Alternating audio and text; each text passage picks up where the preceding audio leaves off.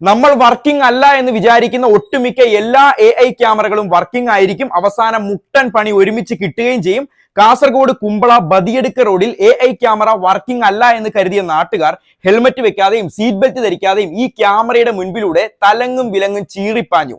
ഇപ്പോൾ 300ഓളം പേർക്കാണ് MVD എല്ലാ നോട്ടീസും കൂടെ ഒരുമിച്ച് അയച്ചത്. 7000 രൂപ മുതൽ 1.5 ലക്ഷം രൂപ വരെയാണ് ഓരോരുത്തരും ഫൈൻ അടച്ച് തീർക്കേണ്ടത്. 2023 ഈ ക്യാമറ സ്ഥാപിച്ച അന്ന് മുതലുള്ള എല്ലാ നിയമലംഘനങ്ങൾക്കുമുള്ള പിഴയാണ് ഒരുമിച്ച് അടച്ചു തീർക്കേണ്ടത്. പക്ഷെ ഒരു കാര്യമുണ്ട്, ഗതാഗത നിയമലംഘനം കണ്ടെത്തിയാൽ ഓൺലൈൻ വഴി ചെല്ലാൻ 15 ദിവസത്തിനുള്ളിലെങ്കിലും അയക്കണമെന്നാണ് നിയമം.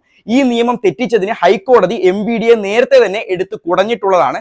അതുകൊണ്ട് വർഷങ്ങൾക്ക് മുമ്പുള്ള ഈ ചെല്ലാൻ എല്ലാം കൂടി ഒരുമിച്ച് അയച്ചതിന് കുമ്പളക്കാർക്ക് കോടതിയിൽ പോകാം, അവർക്ക് നീതി കിട്ടുകയും ചെയ്യും. പക്ഷേ 2 കാര്യങ്ങളുണ്ട്. ഒന്ന്, വർക്കിംഗ് അല്ലെന്ന് നമ്മൾ കരുതുന്ന മിക്ക AI ക്യാമറകളും വർക്കിംഗ് ആണ്.